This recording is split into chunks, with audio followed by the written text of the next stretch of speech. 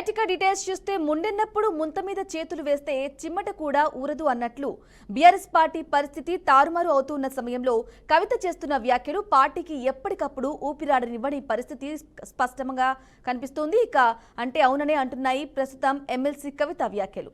ఆకాశంలో నారి చేరిందని తెలిసినా ఎగిరే ప్రయత్నం ఆపరంటూ, అదేవిధంగా కవిత విమర్శలు ఆమె శక్తి ఎంత దాకా చొచ్చుకెళ్తాయో తెలియకపోయినా ఆమె అభిప్రాయాలను బహిరంగంగా పంచుకోవడమే ప్రస్తుతం గందరగోళానికి దారితీసింది. కవిత వ్యాఖ్యలు పార్టీ అంతర్గత విభేదాలను వెలికి తెచ్చినట్లే కాక బీఆర్ఎస్ భవిష్యత్తుపై ప్రశ్నార్థకాన్ని కూడా మోపుతున్నాయి. కవిత మాటలు ఇప్పుడు రాజకీయాల్లో ఎదురు దెబ్బలా మారుతున్నాయి.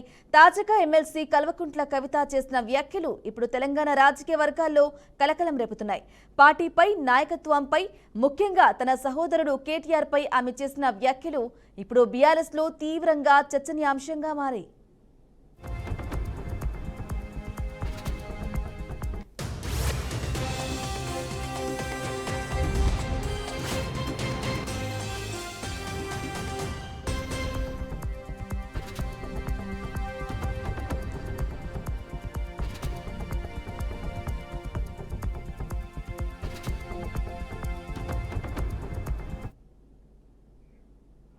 ఓ టీవీ ఛానల్ ఇంటర్వ్యూలో పాల్గొన్న కవిత ఉన్నది ఉన్నట్లు మాట్లాడి కుండబద్దలు కొట్టారని చెప్పడం కంటే తన మనసులోని మాటలను తెగేసి చెప్పారని ఆమె అనుకూల వర్గం అంటోంది.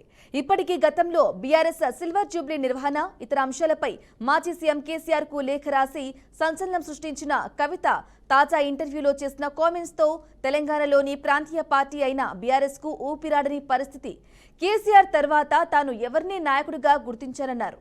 ఆ స్థానం ఎవరూ భర్తీ చేయలేరని, తాను రాజకీయాల్లోకి వచ్చింది మాత్రం ఆయనను చూసే అన్నారు. తన అన్న కేటీఆర్తో మొన్నటి వరకు మంచి సంబంధాలు ఉండేవని, ఇక కేటీఆర్తో ఇప్పుడు మాటలు కూడా లేవన్నారు.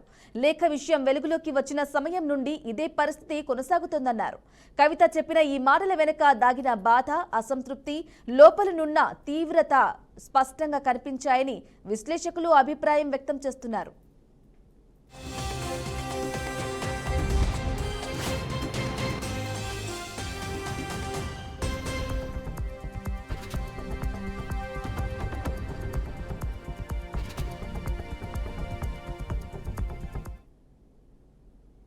పెయిడ్ సోషల్ మీడియా తన మీద ట్రోల్స్ చేస్తోందని, ఇది తనకు తీవ్రంగా బాధ కలిగించిందన్నారు.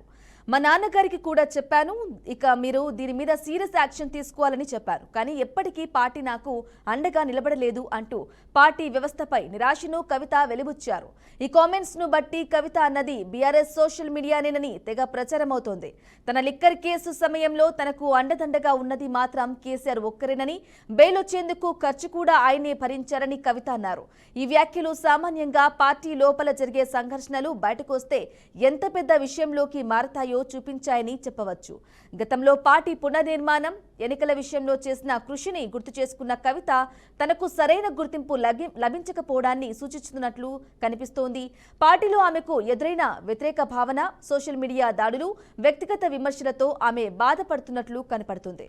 ఈ వ్యాఖ్యలతో పాటు ఆమె ఈ స్థాయిలో బహిరంగంగా మాట్లాడడం తన కుటుంబంతోనూ, రాజకీయ జీవితంలోనూ ఏర్పడిన విభేదాలను ప్రజల ముందే ఉంచడం తెలంగాణ రాజకీయాల్లో నూతన మలుపుగా మారింది.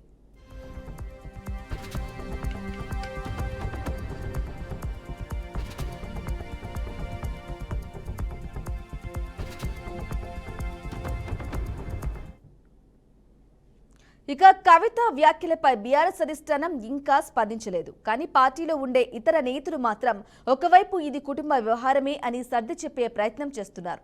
మరోవైపు ఈ వ్యాఖ్యలపై కాంగ్రెస్, బీజేపీ నేతలు విమర్శలు గుప్పిస్తుండగా వాటి అనుకూల సోషల్ మీడియాలు మాత్రం కవిత కామెంట్స్ ను తెగ వైరల్ చేస్తున్నాయి.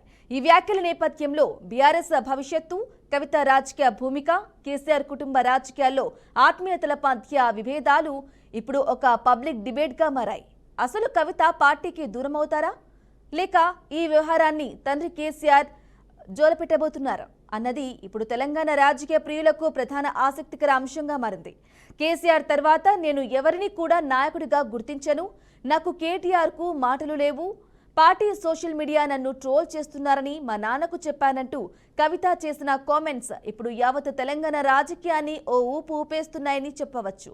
ఇటీవల జాగృతి బలోపేతంపై దృష్టి సారించిన కవిత చివరగా మాత్రం తన తండ్రి కేసీఆర్ కు అండదండగా ఉంటారని, ఆయనే తనకు దేవుడు అంటూ తేల్చి చెప్పింది. అయితే కవిత వ్యాఖ్యలపై బీఆర్ఎస్ పార్టీ ఎలా స్పందిస్తోందన్న ఉత్కంఠ నెలకొంది.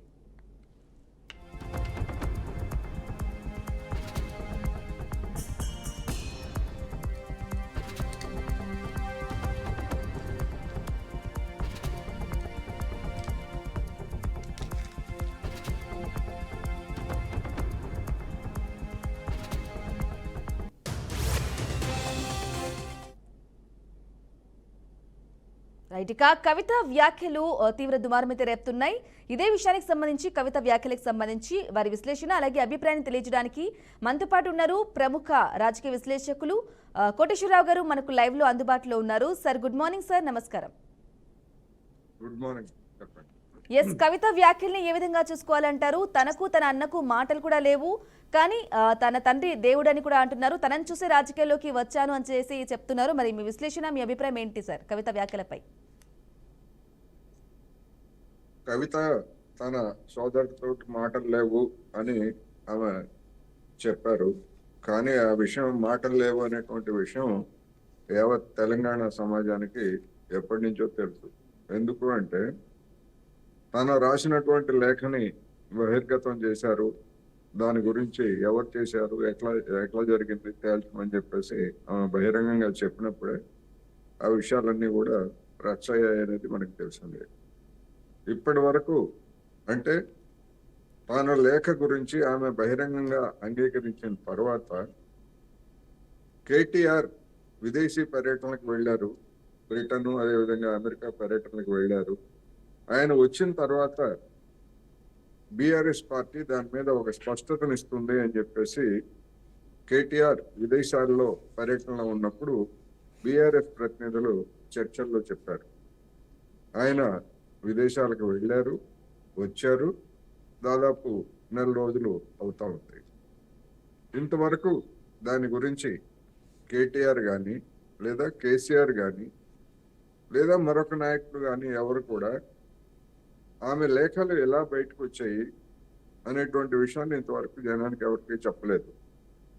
అది బహిర్గతం అయింది కనుక ఎవరైనా మీడియాలో కానీ ఎవరైనా దాని గురించి చర్చించుకోవచ్చు. అది ఇంకేమాత్రం కూడా బీఆర్ఎస్ పార్టీ అంతర్గత వ్యవహారం అయితే కాదు. ఎందుకంటే ఇద్దరు కూడా అంగీకరించారు. లేఖ రాసినట్టు ఆమె చెప్పారు. మళ్ళా 4 రోజుల తర్వాత మాటలు లేవు అని చెప్పేసి ఆమె చేసినటువంటి వ్యాఖ్యలను చూసినప్పుడు ఇవి మొత్తం మీద పొమ్మనకుండా పొగబెట్టినట్టుగా మౌనం వహించడం ద్వారా కేసీఆర్ కావచ్చు లేకపోతే కేటీఆర్ కావచ్చు మౌనం వహించడం ద్వారా ఆమె అంతటా ఆమె బీఆర్ఎస్ నుంచి బయటికి పోయే విధంగా ఒక స్ట్రాటజీని అనుసరిస్తున్నారా అనేటువంటి అనుమానం అయితే కలుగుతూ ఉంది. అందువల్లనే బహుశా ఆ కారణంగానే ఆమె TV5ని ఎంచుకున్నారు. లేకపోతే TV5 ఆమె ఇద్దరు కలిసి ఈ విషయాన్ని మరొకసారి బయటకు తీసుకురావాలని అనుకున్నారో లేదో తెలియదు. ఎందుకంటే మనకు తెలుసు గతంలో జగన్మోహన్ రెడ్డి గారితో వచ్చినటువంటి విభేదాలతోటి ABN ఛానల్ తోటి ఆమె షర్మిల గారి చేత ఏ విధమైనటువంటి వ్యాఖ్యలు ఇవన్నీ కూడా చేయించారో చూసాము. ఇప్పుడు కూడా అలాంటి ప్రయత్నమే TV5, ఎందుకంటే బీఆర్ఎస్ ని విమర్శించేటువంటిది లేకపోతే వ్యతిరేకించేటువంటి ఛానల్స్ లో అది కూడా ఉందనేది మనకు తెలిసింది.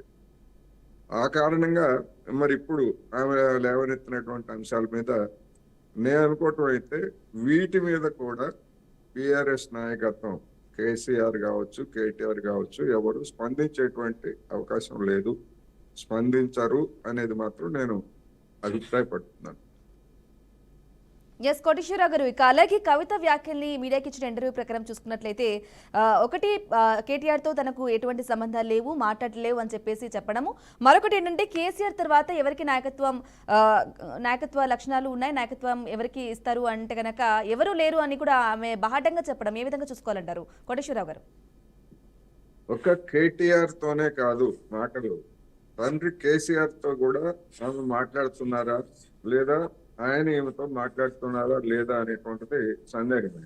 ఎందుకు అంటే ఆయన కాళేశ్వరం కమిషన్ విచారణకు రాబోయే ముందు ఇంటి దగ్గర ఉన్నప్పుడు కవిత గారు అక్కడికి వెళ్తే ఆమె విష్ చేస్తే ఆగు అన్నట్టుగా సైగ చేశారు తప్ప ఆమెతో మాట్లాడలేదని చెప్పేసి ఇప్పుడు మీడియాలో వార్తలు, అదేవిధంగా వీడియోలు కూడా వచ్చాయి. అందువలన అప్పటి నుంచి ఎక్కడ తండ్రితో మాట్లాడినట్టు కానీ, లేకపోతే వాళ్ళనే విషయం మీద చర్చించినట్టు కానీ, అటువైపు నుంచి స్పందన వచ్చిందని కానీ, లేకపోతే ఇటువైపు నుంచి ఏమిటనేటువంటిది కానీ ఏమీ లేదు. అందుకని కేటీఆరే కాదు, కేసీఆర్ తో కూడా ఆమెకి మాటలు లేవన్నట్టుగా స్పష్టంగా కనిపిస్తాం. ఇప్పుడు కూడా ఏం జరుగుతుంది ఏమిటన్నప్పుడు మళ్ళా మరొకసారి ఆమె ఇంకేదైనా అంటే వైరల్ అయ్యే విధంగా మరి బీఆర్ఎస్ నాయకత్వం గురించో లేకపోతే కేటీఆర్ గురించో మాట్లాడతారా? చెప్పారు ఆమె, నేను కేసీఆర్ని తప్ప ఇంకెవరిని నాయకులుగా గుర్తించనని చెప్పినామా. మళ్ళా అంటే రాజీ ఏమన్నా కుదురుతుందేమో అన్నట్టుగా కేటీఆర్ కార్యనిర్వాహక అధ్యక్షుడు ఆ ప్రోటోకాల్ ని నేను పాటిస్తాను అని కూడా తర్వాత ఒక మాట చెప్పిన విషయం మనకి గుర్తు తెచ్చుకోవాలి.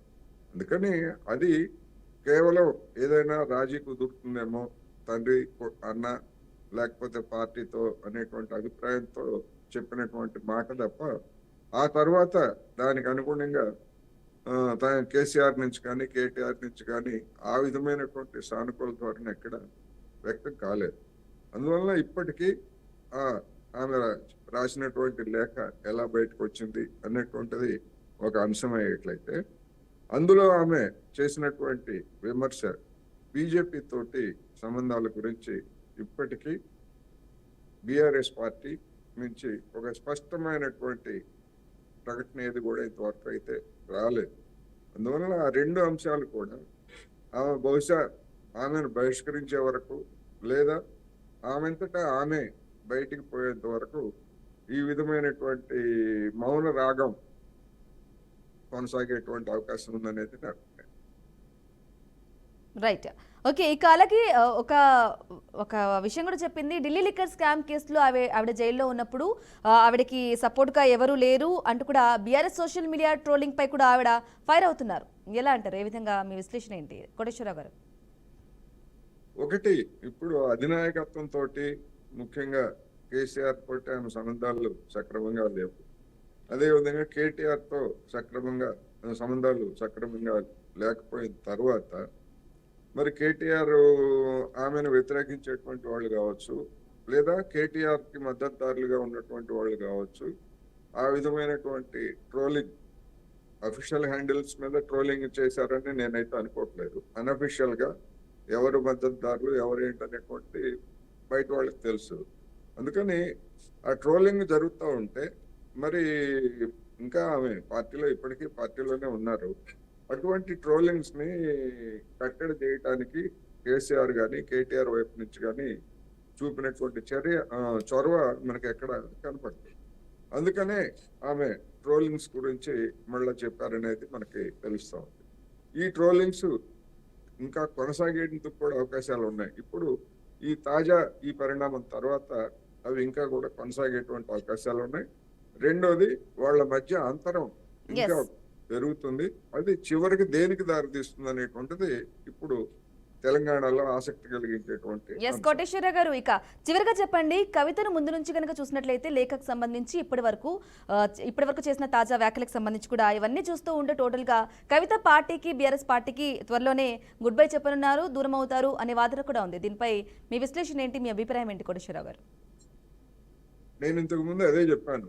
ఇప్పుడు వరకు అంటే లేఖ వ్యవహారం ఆమె బయట పెట్టిన తర్వాత, దాని మీద రచ్చ జరిగిన తర్వాత, కేటీఆర్ విదేశాల నుంచి వచ్చిన తర్వాత దాని మీద ఒక స్పష్టతనిస్తారు అని చెప్పారు. కానీ అలాంటి స్పష్టత ఇంతవరకు ఇవ్వలేదు. ఇక ముందు కూడా ఇచ్చేటువంటి అవకాశం లేదనేటువంటిది నాకు అనిపిస్తా ఉంది.